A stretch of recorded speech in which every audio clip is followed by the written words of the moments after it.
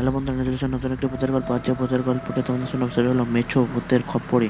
তো দেরি না করে ভিডিওটি শুরু করা যায়। একটি কিশোর ছিল এক অদ্ভুত অভিজ্ঞতার সাক্ষী।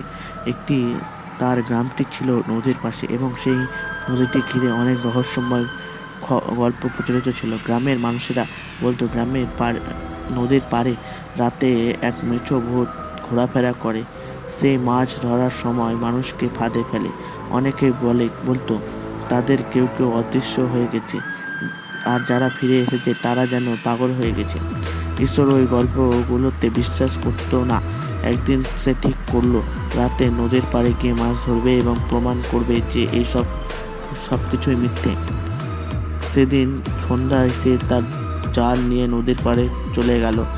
রাতে নদীটা ছিল একেবারে নীরব, যেন সবকিছুই শূন্যতায় ভরে গেছে।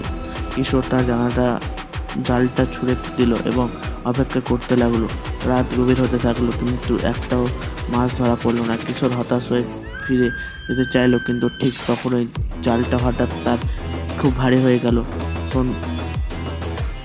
সে বিশাল একটা মাছ ধরা পড়েছে।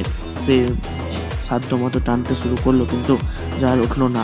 হঠাৎ সে দেখতে পেল জালের মধ্যে কেমন একটা অদ্ভুত আলো ঝলমল করছে। কিশোর আতঙ্কিত হয়ে গেল। হঠাৎ সে শুনতে পেল পিছন থেকে একটা হাসির আওয়াজ। সে ঘুরে দেখলো তার পিছনে দাঁড়িয়ে আছে একজন লম্বা কুচকুচে কালো মানুষ, যার মুখটা দেখতে অনেকটা মাছের মতো। তার তার চোখগুলো ছিল বড় বড় আর ভীষণ ভৌতিক। সে কিশোরকে বলল, কেন তুমি এখানে এই নদীতে মাছ ধরতে এলে? তুমি কি জানো এই নদীটা আমার? তুমি কি আমার সাথে থাকবে? কিশোর ভয়ে দৌড়াতে শুরু করলো, কিন্তু যেদিকেই যেতে সে দেখলো সেই মেছো ভূত তাকে ঘিরে ফেলেছে। ভয়ে কিশোরের পা জমে গেল, আর ঠিক তখনই ভূতটা তার দিকে এগিয়ে আসতে শুরু করলো। কিশোর চিৎকার করে উঠলো, কিন্তু তার আওয়াজ আর বের হলো না। তবে ঠিক তখনই নদীর পাড়ে থাকা পুরনো একটি গাছের ডালে একটা প্যাঁচা ডাকতে শুরু করলো। মেছো ভূতটি হঠাৎ থেমে গেল এবং প্যাঁচাটার দিকে তাকালো। সেই সুযোগে কিশোর দৌড়ে পালাতে লাগলো। সে বাড়ি ফিরে এসে দরজা বন্ধ করে শুয়ে পড়লো। সারা রাত তার চোখে ঘুম এলো না। পরের দিন সকালে সে তার বন্ধু সব বলল। তারা সবাই তাকে মজা করে বলল কিশোর, কিন্তু কিশোর জানতো গত রাতের ঘটনা ছিল সত্য। তারপর থেকে কিশোর আর কখনো রাতে নদীর পাড়ে যেতে সাহস পায়নি।